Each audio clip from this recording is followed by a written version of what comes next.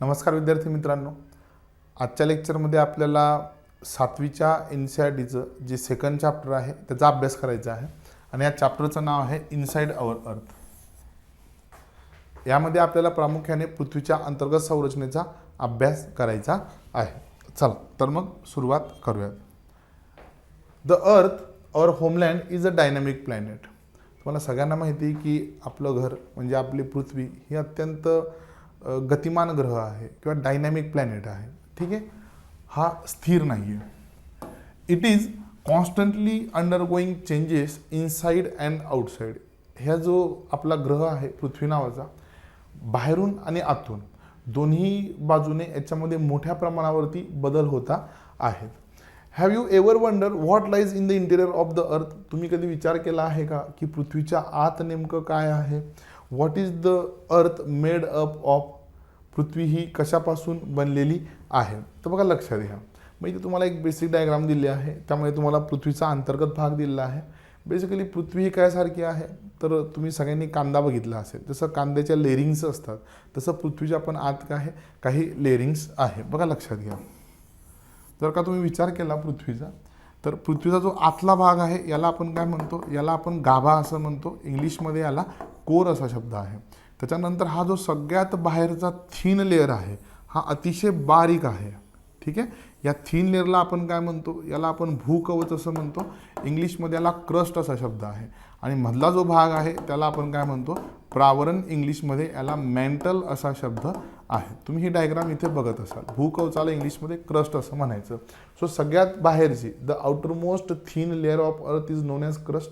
सगळ्यात जी बाहेरची लेअर आहे, जो मधला भाग आहे त्याला म्हणायचं प्रावरण, आणि जो आतला भाग आहे त्याला म्हणायचं गाभा। आता या सगळ्यांचे दोन दोन भाग पडतात, ज्याच्याबद्दल आपण पुढे बघणार आहोत। हे जे भूकवच आहे, भूकवचाचे पण दोन भाग पडतात, त्याला सियाल सायमा म्हणतात। हे जे प्रावरण आहे त्याचे पण दोन भाग पडतात, आंतरप्रावरण, बाह्य प्रावरण। आणि जो आतला गाभा आहे पुन्हा त्याचे दोन भाग पडतात, आंतरगाभा आणि बाह्य गाभा। ठीक आहे, चला। सो या पृथ्वीच्या अंतर्गत भागाचा आपल्याला अभ्यास करायचा आहे। लक्ष द्या, आपण बघितलं की ब्रॉडली ठळकपणे पृथ्वीच्या अंतर्गत संरचनेचे तीन भाग पडले।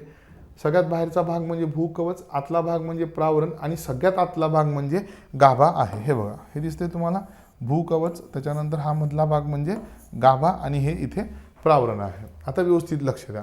सगळ्यात पहिले आपण भूकवच बघूया। भूकवच म्हणजे पृथ्वीचा पृष्ठभाग, सरफेस, जो आपण डोळ्यांनी बघू शकतो। बघू शकतो का नाही? ओके। आता हा जो पृथ्वीचा सरफेस आहे किंवा पृष्ठभाग आहे हा प्रामुख्याने दोन घटकांपासून बनलेला आहे।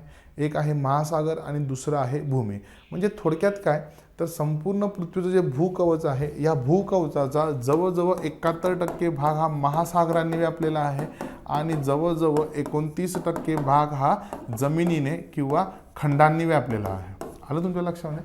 सो भूकवचाचे आपण दोन भाग करू शकतो। एक आहे तुमचा लिथोस्फिअर किंवा ज्याला आपण म्हणू जमिनीचा भाग, आणि दुसरा आपण म्हणू शकतो महासागर किंवा महासागराचा तळ। तिथून थोडं आत गेलं की हा जो मधला भाग आहे त्याला आपण प्रावरण असं म्हणतो। इंग्लिशमध्ये त्याला मॅन्टल असा शब्द आहे। आता हे जे प्रावरण आहे याचे पुन्हा दोन भाग पडतात।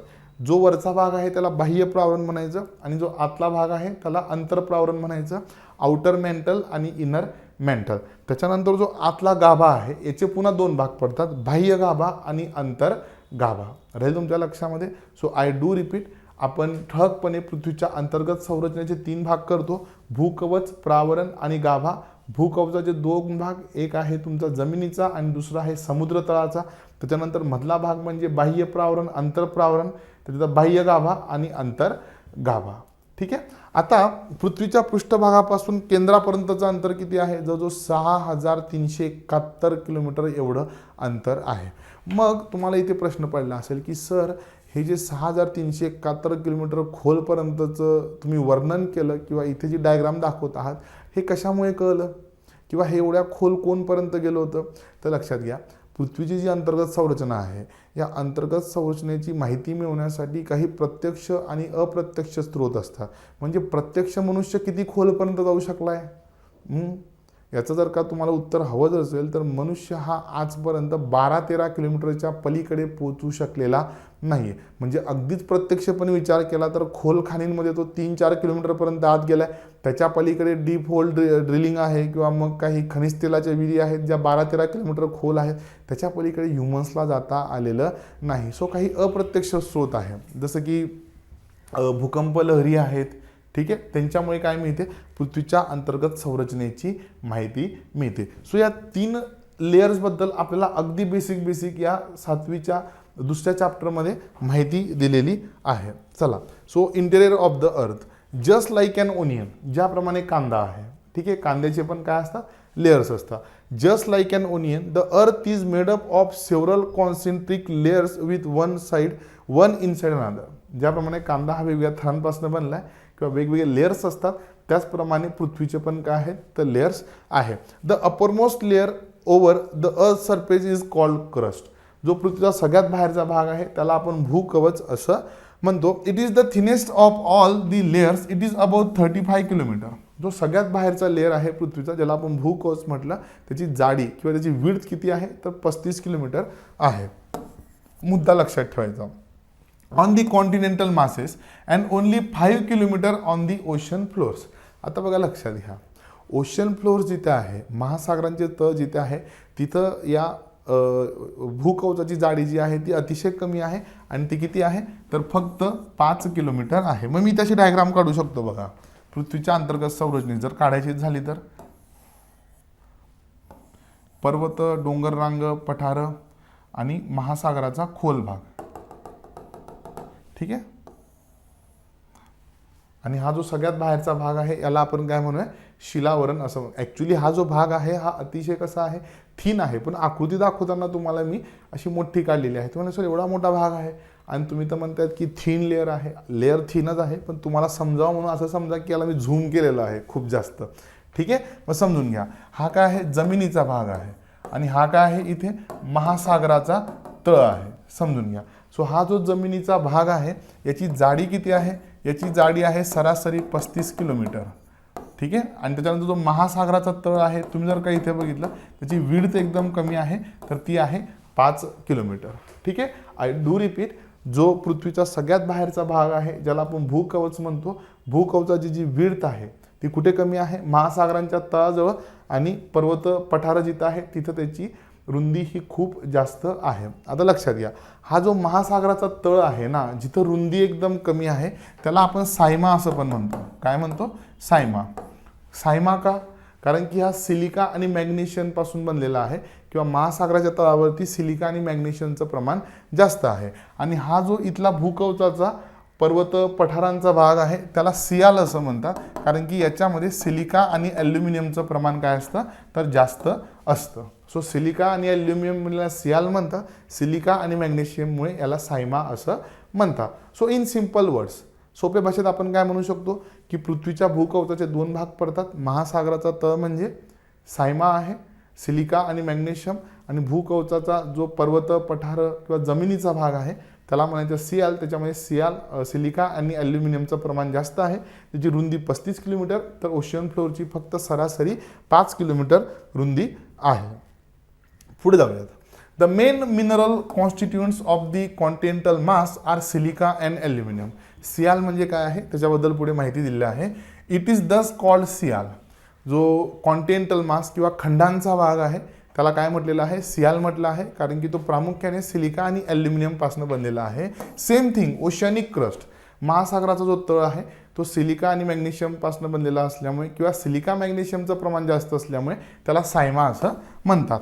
Just beneath the crust is the mantle which extends up to a depth of 2900 kilometre below the crust. आता जसंही भूकवच संपतंय, भूकवचापासून खाली समजा भूकवच आहे, भूकवचापासून खाली 2900 किलोमीटरपर्यंतचा जो भाग आहे त्याला आपण काय म्हणतो तर प्रावरण असं म्हणतो, ठीक आहे, इंग्लिशमध्ये मॅन्टल. सो भूकवचाच्या खाली 2900 किलोमीटरपर्यंत प्रावरणाचा विस्तार आहे. The innermost layer is core with a radius of about 3500 kilometre, ठीक आहे. आणि आतल्या बाजूला जो भाग आहे त्याचं नाव आहे गाभा. काय नाव आहे त्याचं नाव आहे गाभा, आणि तो जो गाभा आहे तो जवळजवळ किती 3500 किलोमीटर एवढ्या खोलीपर्यंत आहे. It is mainly made up of nickel and iron. आता जो गाभ्याचा भाग आहे ना तो कशापासून बनलाय, निकेल आणि फेरसपासून बनलाय, म्हणून त्याला काय शब्द वापरला जातो, त्याला निफे असा शब्द वापरला जातो. जसं आपण सियाल आणि सायमा बघितलं, ठीक आहे, भूकवच, त्याच्यानंतर मध्ये प्रावरण आणि आतला भाग म्हणजे गाभा. गाभ्यामध्ये निकेल आणि फेरस, आता हे दोन्ही हेवी मेटल्स आहेत, ठीक आहे, त्याच्यामुळे आपण त्याला काय म्हणतो, निफे असं म्हणतो. The central core has very high temperature and pressure.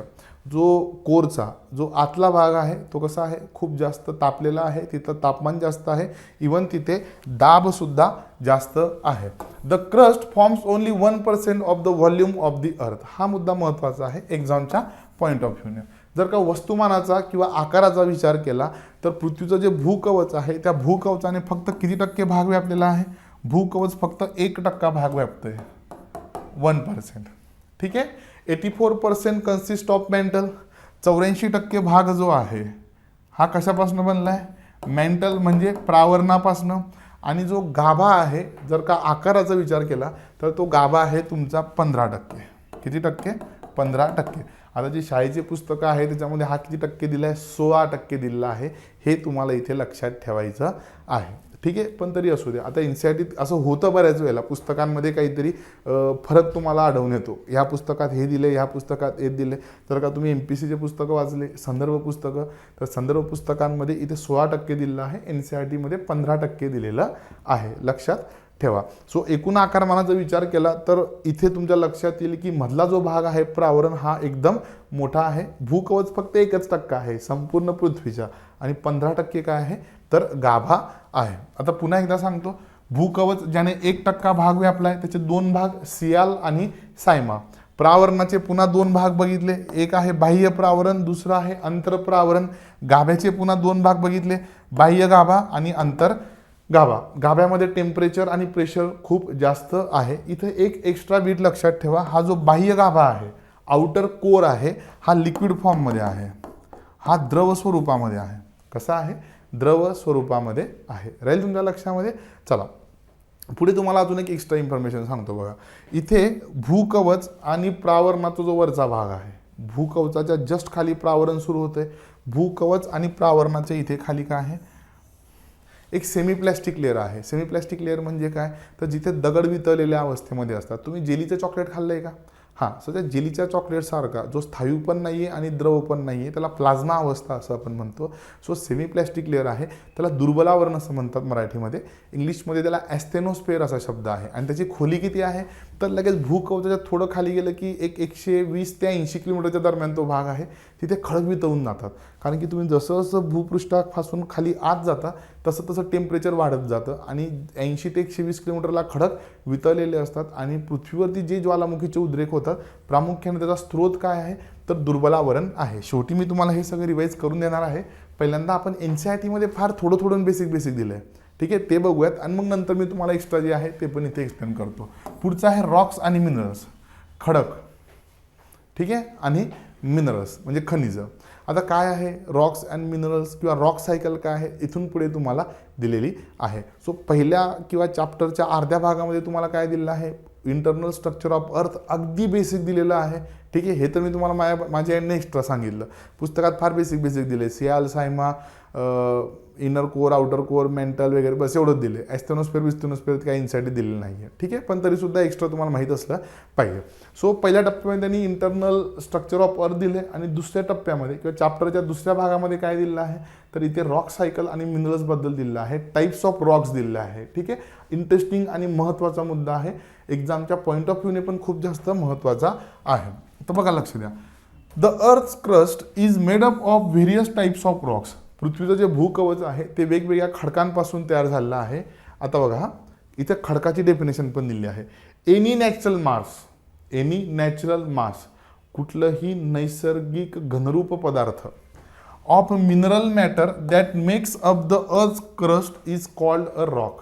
असा कुठलाही घनरूप पदार्थ जो विविध खनिजांपासून तयार झालेला आहे, जो पृथ्वीचं भूकवच तयार करतो, त्याला आपण खडक असं म्हणतो. अगदी सोप्या भाषेत जर का सांगायचं झालं तर काय, भूकवच ज्या घटकांपासून तयार होते, आय डू रिपीट, भूकवच म्हणजे क्रस्ट ज्या घटकांपासून तयार होते त्याला म्हणायचं खडक. ठीक आहे, जो मेन एलिमेंट आहे. Rocks can be of different colour, size and texture.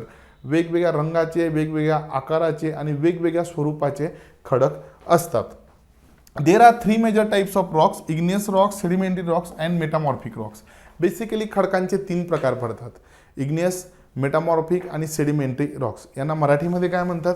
Igneous रॉकला म्हणतात अग्निजन्य खडक. हे मी एक्सप्लेन करतो हां.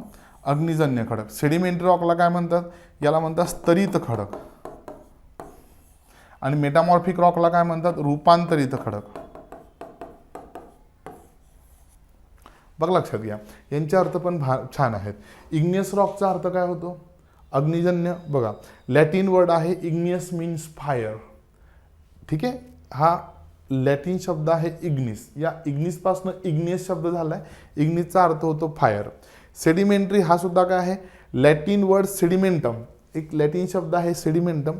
त्याचा अर्थ होतो सेटल डाऊन, म्हणजे स्थिर होणे. त्याच्यापासून सेडिमेंटरी शब्द तयार झालेला आहे. हे बघा, सेटल डाऊन. आणि मेटामॉर्फिक हा काय आहे? एक ग्रीक शब्द आहे मेटामॉर्फोज, म्हणजे काय? चेंज ऑफ फॉर्म, स्वरूप बदलणे. त्याच्यापासून मेटामॉर्फिक तयार झालेला आहे. मग काय आहे नेमकं? अग्निजन्य खडक, स्तरित खडक आणि त्याच्यानंतर रूपांतरित खडक. चला अभ्यास करूया. सगळ्यात पहिले तुम्हाला इथे अग्निजन्य खडक दिलेले आहेत. काय दिलेले आहेत? अग्निजन्य खडक. इथे बेसिक कन्सेप्ट समजून घ्या. लावा आणि मॅग्मा. वितळलेले खडक जेव्हा भूकवचाच्या खाली असतात तेव्हा त्यांना काय म्हणतात? मॅग्मा असं म्हणतात. हे वितळलेले खडक ज्वालामुखीच्या स्वरूपात वरती आले की त्यांना लावा म्हणतात. ठीक आहे, जसं तुम्ही 10वीपर्यंत शाळेत असतात, 10वी पास करून एकदा का पुढे गेले की तुम्ही कॉलेजला जातात, तसंच आहे. आहात तर तुम्ही, तर तुमच्यात काय बदल होतो का? नाही, तसंच आहे. जोपर्यंत हे वितळलेले खडक भूकवचाच्या खाली आहे त्यांना मॅग्मा म्हणा, आणि एकदा का भूकवचाच्या वरती आले की त्यांना काय म्हणा? लावा. आणि मॅग्माला इथं आहे मराठीमध्ये शिलारस आणि याला म्हणतात लावारस. ठीक आहे, मराठी शब्द लक्षात ठेवा. Lava is actually fiery red molten magma coming out from the interior of the earth on its surface. ठीक आहे, ज्वालामुखीमध्ये काय होतं? हा जो मॅग्मा आहे हा ज्वालामुखीतनं बाहेर येतो, त्याला आपण बाहेर आल्यानंतर लावा असं म्हणतो. आता हा जो बाहेर आलेला लावारस आहे हा काय होतो?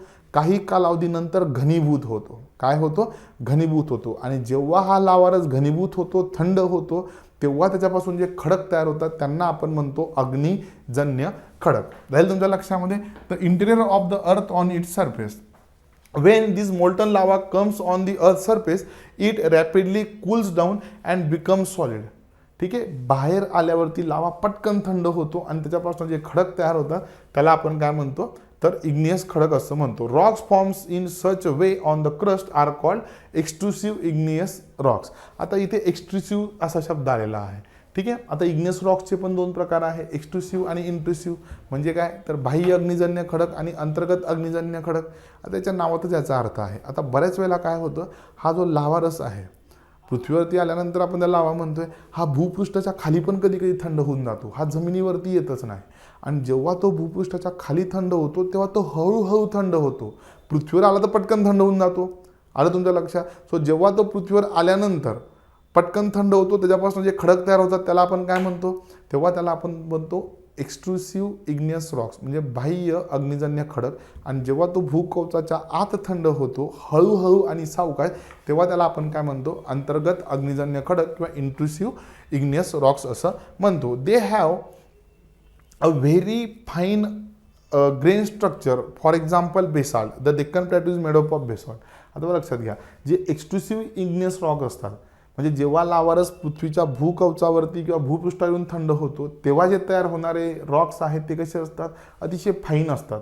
म्हणजे त्यांच्यातले जे कण आहेत ते कसे असतात? अतिशय बारीक बारीक असतात. ठीक आहे, उदाहरणार्थ बेसाल्ट. तुम्ही बेसाल्ट खडक बघितला आहे का रे? बांधकामाचा काळा दगड सगळ्यांनी बघितला असेल, है ना? हा बांधकामाचा काळा दगड. तुम्ही डोंगरावरती गेला असाल, तुम्ही नदीच्या काठी गेला असाल तर तुम्हाला हा बेसाल्ट खडक बघायला मिळतो. सो हा जो बेसाल्ट खडक आहे, हा बेसाल्ट खडक म्हणजे दुसरा तिसरं काही नसून काय आहे? तर लाखो वर्षापूर्वी थंड झालेला लावारस आहे. या दगडांवरती बसून तुम्ही छान समुद्राच्या किनारी, नदीच्या किनारी फोटो काढतात. जस्ट इमॅजिन, ही संधी जर का तुम्हाला 60-70 दशलक्ष वर्षापूर्वी भेटली असती तर, जेव्हा हा नुकताच किंवा अतिशय गरम अवस्थेमध्ये होता तेव्हा तुमची कदाचित जाण्याची हिंमत पण झाली नसते. सो जेव्हा केव्हा तुम्ही नेक्स्ट टाइम अशा बेसाल खडकांच्या जवळ जाल तेव्हा हे तुमच्या ध्यानात असू द्या की फार लाखो वर्षापूर्वी हा काय होता, तर मॅग्मा होता, जो आता थंड झालेला आहे, जो लावारस होता जो आता थंड झालेला आहे. ठीक आहे. बरं, समटाइम्स आता बघा हा, कधी कधी काय होतं, molten magma cools down deep inside the earth crust. कधी कधी हा वितळलेला खडकांचा जो मॅग्मा आहे तो पृथ्वीच्या भूकवचाच्या आतच थंड होऊन जातो. तेव्हा जे रॉक्स तयार होतात तेव्हा त्यांना आपण म्हणतो intrusive igneous rocks. Solid rocks so form are called intrusive igneous rocks since they cool down slowly. आता हे अतिशय हळूहळू थंड होतात. Slowly they form large grains. आता ह्या खडकांमधले जे कण असतात ना ते कसे असतात, बारीक असतात का नाही. सो हे जे इंट्रुसिव्हनेस रॉक्स आहे, अंतर्गत ज्वालामुखीय खडक आहेत, हे कसे असतात तर अतिशय जाड्या भरड्या कणांचे असतात. आणि याचं एक्झाम्पल आहे ग्रॅनाइट नावाचा खडक. तुम्ही सगळ्यांनी ग्रॅनाइट बघितलेला आहे, मी फोटो पण तुम्हाला दाखवतो. Granite is an example of such a rock. Grinding stones used to prepare paste powder of spices and grains are made of granite. तुम्ही चक्कीमध्ये किंवा गिरणीमध्ये जे दगड वापरतात ते कुठले खडक असतात तर ग्रॅनाइट खडक असतात. प्रामुख्याने तुम्ही गावाकडे तो वरवंटा पाटा बेसिकली बेसाल्टचा असतो, काही ठिकाणी तो कशाचा असतो तर ग्रॅनाइट खडकाचा पण असतो. हा दिसतोय तुम्हाला, हा झाला ग्रॅनाइट खडक है ना. बऱ्याच वेळेला तुम्ही याच्यासाठी पण वापरतात तो किचन ओटा तयार करण्यासाठी, किंवा मग त्याच्यानंतर टाईल्सवरती तुम्ही ती कोटा वगैरे टाईल्स बघितली असेल है ना. हां, हे सगळे बेसिकली काय आहेत, ग्रॅनाइट आहे. याच्यातले जे कण आहेत ते कसे आहेत, जाडे भरडे आहे. सो बेसिकली तुम्हाला अग्निजन्य खडक लक्षात आले असतील. अग्निजन्य खडकांचे दोन प्रकार बघितले. जेव्हा लावारस भूकवचाच्या वरती येऊन थंड होतो तेव्हा त्याला आपण काय म्हणतो, बाह्य ज्वालामुखी किंवा अग्निजन्य खडक. जेव्हा हे आत थंड होतात तेव्हा त्यांना काय म्हणतो आपण, अंतर्गत ज्वालामुखी किंवा अग्निजन्य खडक. याचं एक्झाम्पल आहे बेसाल्ट आणि याचं एक्झाम्पल आहे ग्रॅनाइट. ठीक आहे. चला आता पुढचं दिलेलं आहे तुम्हाला स्तरित खडक, दॅट इज सेडिमेंटरी रॉक्स. आता सेडिमेंटरी रॉक्स काय असतात किंवा स्तरित खडक काय असतात समजून घ्या. आता हे जे अग्निजन्य खडक आहे, या अग्निजन्य खडकांवरती बाह्य कारकांची क्रिया होते, एक्सटर्नल फोर्सेस किंवा एक्सटर्नल प्रोसेस. मग कुठल्या कुठल्या आहेत, ऊन, वारा, पाऊस यांची प्रक्रिया होते आणि यांची झीज व्हायला सुरुवात होते आणि यांचे सुटे सुटे कण होतात. कोणाचे, अग्निजन्य खडकांचे. आणि हे बाह्य कारकामुळे एका ठिकाणाहून दुसऱ्या ठिकाणी वाहून नेले जातात आणि जिथे वाहून नेले जातात तिथे यांचं संचयन होतं. म्हणजे काय होतं तर डिपॉझिशन होतं, याचे थरावर थर साचत जातात आणि त्याच्यामुळे जे खडक तयार होतात त्यांना म्हणतात सेडिमेंटरी किंवा स्तरित खडक. ठीक आहे. चला, rocks roll down, crack and hit each other and are broken down into small fragments. हे जे खडक आहे एका ठिकाणून दुसऱ्या ठिकाणी वाहून नेले जातात, तुटतात, फुटतात, त्यांना तडे पडतात, यांचे बारीक बारीक तुकडे होतात आणि हे एखाद्या दुसऱ्या ठिकाणी जाऊन काय होतात तर सेटल डाऊन होतात. This smaller particles are called sediments. ते छोटे छोटे जे कण आहेत तुटलेले फुटलेले त्यांना सेडिमेंट्स असं म्हणायचं. This sediments are transported and deposited by wind, water etcetera. हे सगळे कण काय होतात तर पाणी, हवा याच्याद्वारा एका ठिकाणून दुसऱ्या ठिकाणी नेऊन स्थिरावले जातात किंवा त्यांचं संचयन होतं. These loose sediments are compressed and harden to form layers of rocks. हे जे एका ठिकाणाहून दुसऱ्या ठिकाणी वाहून नेलेले कण आहेत, सेडिमेंट्स आहे, याचे थरावर थर साचत जातात आणि याच्यामुळे काय तयार होतात तर सेडिमेंटरी रॉक्स तयार होत जातात. याचं एक एक्झाम्पल बघूयात आपण. समजा एखादं पर्वत आहे, या पर्वतामध्ये एखादी नदी उगम पावते. ही नदी दरवर्षी काय करेल तर खूप सारे दगड जे आहेत ते सोबत वाहून घेऊन जाईल आणि याचे छोटे छोटे तुकडे किंवा याचे जे छोटे छोटे सेगमेंट्स आहेत हे काय होते, सेडिमेंट्स आहेत, हे वाहून घेऊन जाईल आणि जिथं समुद्रात जाऊन मिळते तिथे यांचं संचयन करेल. सो वर्षानुवर्ष नदी काय करते, गाळ वाहून आणते. बरं, हा जो गाळ आहे हा कशापासून तयार झाला आहे तर इथे जे इग्नियस रॉक होते, या इग्नियस रॉकचं काय होतं आहे, इग्नियस रॉकचं फ्रॅगमेंटेशन होत आहे, याचे तुकडे तुकडे होत आहेत, याचे सुटे कण वाहून जात आहेत आणि एका ठिकाणी काय होतं साचत जात आहे. आता जसं जसं याचे लेयर्सवर लेअर साचत जातील काय होत जाईल, खालच्या लेयर्सवरती प्रेशर वाढत जाईल आणि मग खालच्या याच्यावरती लेयर्सवरती प्रेशर वाढल्यामुळे इथं खडक तयार होतील, त्यांना म्हणतात सेडिमेंटरी रॉक्स. ठीक आहे. सो अग्निजन्य खडकांचे तुटलेले कण पाणी, वारा यांच्यासोबत वाहत जाऊन एखाद्या ठिकाणी साचतात, त्याचे थरावर थर साचतात आणि काय तयार होतात, सेडिमेंटरी किंवा स्तरित खडक तयार होतात. राहील तुमच्या लक्षामध्ये. ओके, याचं एक्झाम्पल बघूयात. For example sandstone is made from grains of sand. याला मराठीमध्ये वालुकाश्म म्हणतात. सँडस्टोनला काय म्हणतात, वालुकाश्म. तुम्ही सगळ्यांनी दिल्लीचा लाल किल्ला तर बघितलाच असेल. हा जो दिल्लीचा लाल किल्ला आहे तो कशापासून तयार झाला आहे, रेड सँडस्टोन पासून. जे वाळूचे छोटे छोटे कण असतात, जे नदी एका ठिकाणाहून दुसऱ्या ठिकाणी वाहून घेऊन जाते, जेव्हा त्याचे थरावर असतात त्याच्यापासून जे खडक तयार होतात त्याला वालुकाश्म असं म्हणतात. राहील तुमच्या लक्षामध्ये. आणि भारतातला फेमस वालुकाश्म किंवा सँडस्टोन कुठला आहे तर रेड सँडस्टोन, ज्याच्यापासून फतेपूर सिक्री किंवा आग्र्याचा जो हे आहे दिल्लीचा जो लाल किल्ला आहे हे बांधलेले आहेत. These rocks may also contain fossils of plants, animals and other microorganisms that once lived on them. आता थरावर तर साचत असताना बऱ्याच वेळेला काय होतं तर ह्या ज्या प्राणी आणि वनस्पती आहेत मृत, यांचे अवशेषसुद्धा त्याच्यामध्ये राहून जातात, है ना. समजा पाण्यासोबत काही झाडं वाहून आले, पाण्यासोबत काही प्राणी वाहून आले, ते सुद्धा काय होतील, त्या सेडिमेंट्सवरती सेटल डाऊन होतील. पुढच्या वर्षी परत नवीन गाळ वाहून आला, तो गाळाचा थर काय होईल, त्या सेडिमेंट्स त्या याच्यावरती प्राणी आणि वनस्पत्यांवरती पसरून जाईल. असं करता करता करता लेयर्सवर लेयर्स तयार होत असताना खूप सारे सजीव, मग त्यात प्राणी आणि वनस्पती या गाळामध्ये दाबले जातील. आणि मग लाखो वर्षानंतर जेव्हा हे पुन्हा त्या खडकांमध्ये आढळतात तेव्हा त्यांना आपण फॉसिल्स असं म्हणतो. काय म्हणतो, फॉसिल्स असं म्हणतो. इथे बघा, फॉसिल्सला मराठी शब्द आहे जीवाश्म. फॉसिल्स म्हणजे जीवाश्म. Fossils, the remains of the dead plants and animals trapped in the layers of rocks are called fossils. ठीक आहे. सेडिमेंटरी रॉक्सच्या ज्या लेयर्समध्ये ट्रॅप झालेले, अडकलेले जे प्राणी आणि वनस्पती असतात त्यांना आपण काय म्हणतो, जीवाश्म किंवा फॉसिल्स असं म्हणतो. आता हे जे सेडिमेंटरी रॉक्स असतात ना, हे खनिज संपत्तीच्या पर्स्पेक्टिव्हने फार महत्त्वाचे आहेत. अग्निजन्य खडकांमध्ये फार खनिज संपत्ती सापडत नाहीत, पण स्तरित खडकांमध्ये मोठ्या प्रमाणात खनिज संपत्ती सापडते. आणि सगळ्यात महत्त्वाची जी ऊर्जा खनिज संपत्ती आहे, जसं की पेट्रोलियम आहे किंवा क्रूड ऑइल आहे किंवा मग नॅचरल गॅस आहे, हे सगळं कुठे आढळतं, या सेडिमेंटरी रॉक्समध्ये आढळतं. आता भारतामध्ये खूप ठिकाणी स्तरित खडक आहेत, मग सगळ्याच स्तरित खडकांमध्ये आढळतं का, नाही.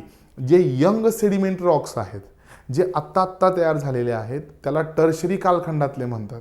ठीक आहे. ज्या काळामध्ये हिमालयाची निर्मिती झाली, ठीक आहे, तर टर्शरी कालखंडातले जे सेडिमेंटरी रॉक्स आहेत त्याच सेडिमेंटरी रॉक्समध्ये भारतात काय सापडतं, क्रूड ऑइल सापडतं. हा एक्स्ट्रा मुद्दा तुम्हाला सांगतोय, लक्षात ठेवा. आता जनरली पुस्तकात काय दिलं असतं की sedimentary rocks are very important for mineral resources and energy resources. Basically crude oil जे आहे ते कशातनं सापडतं तर या स्तरित खडकांमध्ये सापडतं, पण कोणी हे नाही सांगत. तसं बघितलं तर मग दक्षिण भारतात तर खूप सारे स्तरित खडक आहे, पण दक्षिण भारतात कुठं क्रूड ऑइल सापडते, नाही. सगळ्या स्तरित खडकांमध्ये नाही, फक्त टर्शरी कालखंडातले स्तरित खडकांमध्येच काय सापडतं, खनिज तेल सापडतं, नैसर्गिक वायू सापडतो. हा मुद्दा तुम्हाला इथे लक्षात ठेवायचा आहे. ठीक आहे. हा आहे तुमचा रेड सँडस्टोन. रेड सँडस्टोन, याला मराठीमध्ये म्हणायचं लाल वालुकाश्म. लाल वालुकाश्म. आणि याच्यापासूनच काय तयार केलं आहे, दिल्लीचा लाल किल्ला तयार केलेला आहे. पुढे जाऊयात. Igneous and sedimentary rocks can change into metamorphic rocks under great heat and pressure. आता पुढे दिले तुम्हाला रूपांतरित खडक. रूपांतरित खडक. आता रूपांतरित खडक काय असतात, रूपांतरित खडक हे जेव्हा हे जे अग्निजन्य खडक आहे किंवा ज्वालामुखीय खडक आहे आणि रूपांतरित खडक आहे यांच्यावरती प्रचंड दाब निर्माण होतो, त्याच्यामुळे त्यांचं तापमान वाढतं आणि काय करतात तर हे रॉक स्वतःच्या प्रॉपर्टी चेंज करून टाकतात, स्वतःचे गुणधर्म बदलतात आणि मग तेव्हा ज्या प्रकारचे खडक तयार होतात तेव्हा त्यांना रूपांतरित खडक असं म्हणतात. जसं की तुम्ही सगळ्यांनी हिरा ऐकला असेल. हिरा म्हणजे काय आहे, तुम्ही सायन्समध्ये वाचलं पण असेल की हिरा हा कोशाचं अपरूप आहे. जेव्हा दगडी कोशावरती प्रचंड दाब निर्माण होतो तेव्हा त्याचं रूपांतर कशामध्ये होऊन जातं, हिऱ्यामध्ये होऊन जातं. राहील तुमच्या लक्षामध्ये. बरं. सो रूपांतरित खडक म्हणजे असे खडक जेव्हा अग्निजन्य आणि स्तरित खडकांवरती प्रचंड दाब निर्माण होतो, त्यांचं तापमान वाढतं, ते मेल्ट होतात, ते ब्रेकडाऊन होतात आणि तिसऱ्याच प्रकारचा खडक तयार होतो, तेव्हा त्याला रूपांतरित खडक असं म्हणतात. ठीक आहे. Igneous and sedimentary rocks can change into metamorphic rocks under great heat and pressure. प्रचंड दाब आणि तापमानामध्ये यांचं काय होतं, मेटामॉर्फिझम किंवा हे रूपांतरित होतं. For example clay changes into slate and limestone into marble. चुनखडी जी आहे लाईमस्टोनचं रूपांतर कशामध्ये होतं? लाईमस्टोनचं रूपांतर होतं मार्बलमध्ये. ज्या मार्बलपासून किंवा ज्या संगमरवरापासून ताजमहल बनलेला आहे. ठीक आहे, तो ताजमहल कशापासून बनला? लाईमस्टोन, चुनखडी. सो चुनखडीवरती प्रचंड दाब आणि प्रचंड तापमान निर्माण झालं की चुनखडीचे गुणधर्म बदलून जातात. Rocks are very useful to us. खडक हे आपल्यासाठी प्रचंड महत्त्वपूर्ण आहे. The hard rocks are use for making roads. जे कठीण खडक आहे ते त्यासाठी वापरले जातात? मेकिंग रोड्स, रस्ते तयार करण्यासाठी. हाऊसेस अँड बिल्डिंग्स, घरं आणि इमारती तयार करण्यासाठी. You use stones in many games. आपण बऱ्याचशा खेळांमध्ये सुद्धा दगड वापरतो. तुम्ही ते गावाकडे लगोरी खेळले असाल किंवा अजून बरेचसे खेळ आहेत है ना, दगडावरती दगड रचून आपण खेळ खेळत असतो. रॉक सायकल, ठीक आहे, ज्याच्याबद्दल आपण चर्चा केली. ठीक आहे, रॉक सायकल इथे दिलेली आहे पुढे. One type of rock changes to another type under certain conditions. ठीक आहे, एका प्रकारचा जो खडक आहे तो दुसऱ्या खडकामध्ये एका विशिष्ट परिस्थितीमध्ये काय होतो तर रूपांतरित होत असतो. So one type of rock changes to another type under certain conditions in a cyclic manner. एका चक्रीय स्वरूपामध्ये काय असतं तर हे जे रूपांतरण आहे हे सुरू असतं. जसं की आपण बघितलं की अग्निजन्य खडक आहे, अग्निजन्य खडकांवरती काय होते? फ्रॅगमेंटेशन, आणि त्याच्यापासून सेडिमेंट्स तयार होतात आणि काय तयार होतात? स्तरित खडक तयार होतात. स्तरित खडकांवरती दाब आणि तापमान वाढलं की काय होतं तर इथे त्याचं गुणधर्म बदलतात आणि काय खडक होतात? रूपांतरित खडक तयार होतात. रूपांतरित खडकांवरती पुन्हा दाब आणि तापमान वाढला की रूपांतरित खडक पूर्णपणे मेल्ट होतात आणि याचा काय तयार होतो? याचा तयार होतो मॅग्मा. हा मॅग्मा पुन्हा काय येतो? पृथ्वीवरती येतो आणि पुन्हा काय तयार होतात? पुन्हा तयार होतात अग्निजन्य खडक. आता या प्रोसेसला लाखो वर्ष लागतात, हे काय 2-4 दिवसातलं चक्र नाही आहे. सो अग्निजन्य खडक तयार होतील. अग्निजन्य खडकांवरती बाह्य कारकांची क्रिया होईल. ऊन, वारा, पाऊस, पाणी, तुकडे तुकडे होतील. हे तुकडे एका ठिकाणून दुसऱ्या ठिकाणी वाहून नेले जातील. त्याच्यामध्ये फॉसिल जमा होतील. हळूहळू करता करता लेअरिंग होतील आणि स्तरित खडक तयार होतील. स्तरित खडकांवरती अजून लेअरिंग जेव्हा होईल तेव्हा खालच्या खडकांवरचा तापमान आणि दाब वाढत जाईल आणि ती त्याचा गुणधर्म बदलतील आणि रूपांतरित खडक तयार होतील. रूपांतरित खडकांवरचा अजून दाब आणि तापमान वाढलं की त्याचं रूपांतर सरळ मॅग्मामध्ये होऊन जातं. म्हणजे हे खडक पूर्णपणे वितळतात आणि हा मॅग्मा पुन्हा ज्वालामुखीच्या स्वरूपामध्ये भूपृष्ठावरती येईल. मग पुन्हा अग्निजन्य खडक, मग स्तरित खडक, मग रूपांतरित खडक, मग मॅग्मा. सो हे जे चक्र आहे यालाच आपण म्हणतो रॉक सायकल. ठीक आहे, किंवा याला मराठीमध्ये म्हणायचं खडक चक्र. So a cyclic manner, this process of transformation of the rock from one two another is non as the rock cycle. Wien, आता बघा हा मी जे तुम्हाला सांगितलं इथेच तुम्हाला हे इंग्रजीत दिलेलं आहे, मी वाचून दाखवतो. Wien the molten magma cools, जेव्हा हा जो उष्ण मॅग्मा आहे किंवा ज्याला आपण शिलारस म्हणतो तो थंड होतो. It solidifies to become igneous rock, त्याच्यापासून अग्निजन्य खडक तयार होतात. These igneous rocks are broken down into small particles that are transported and deposited to form sedimentary rocks. हे जे अग्निजन्य खडक आहे हे तुटतात फुटतात, यांचे कण एका ठिकाणाहून दुसऱ्या ठिकाणी वाहून नेले जातात, त्याचे थरावर थर साचतात आणि सेडिमेंटरी रॉक्स तयार होतात. When the igneous and sedimentary rocks are subjected to heat and pressure they change into metamorphic rocks. जेव्हा स्तरित खडकांवरती दाब आणि तापमान प्रचंड वाढतं तेव्हा त्याचं रूपांतर कशामध्ये होऊन जातं तर मेटामॉर्फिक म्हणजे रूपांतरित खडकांमध्ये होऊन जातं. The metamorphic rocks which are still under great heat and pressure melt down to form molten magma. आणि जेव्हा मग पुन्हा या रूपांतरित खडकांवरचं तापमान वाढतं, दाब वाढतोय, तेव्हा त्याचं रूपांतर मॅग्मामध्ये होऊन जाते. This molten magma again can cool down and solidify into igneous rock. आणि हा मॅग्मा पुन्हा काय होतो तर अग्निजन्य खडक तयार करतो. यालाच आपण काय म्हणतो, यालाच आपण रॉक सायकल असं म्हणतो. पुढे मिनरल्सची व्याख्या दिलेली आहे. मिनरल्स म्हणजे काय? खनिज. सो खनिज म्हणजे काय असतं?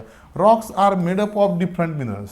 खडकांमधले जे गुणधर्म आहे किंवा खडक ज्या घटकांपासून बनलेले असतात त्याला आपण काय म्हणतो मिनरल्स असं म्हणतो. So rocks are made up of minerals. Minerals are naturally occurring substances which have certain physical properties and definite chemical composition. ठीक आहे, खनिज जे आहे ते निसर्गतः किंवा मूळतः नॅचरली किंवा कुठल्याही मानवी हस्तक्षेपाशिवाय तयार झालेले काय आहेत तर घटक आहेत आणि त्यांना काय आहे तर विशिष्ट रासायनिक गुणधर्म पण आहेत. Minerals are very important to humankind. आपल्यासाठी म्हणजे मनुष्यासाठी हे प्रचंड महत्त्वाचे आहेत. Some are use as fuels. काही मिनरल्स हे फ्युल्स म्हणून वापरले जातात, जसं की पेट्रोलियम प्रोडक्ट्स आहे, पेट्रोल, रॉकेल, diesels, natural gas. For example coal, natural gas and petroleum.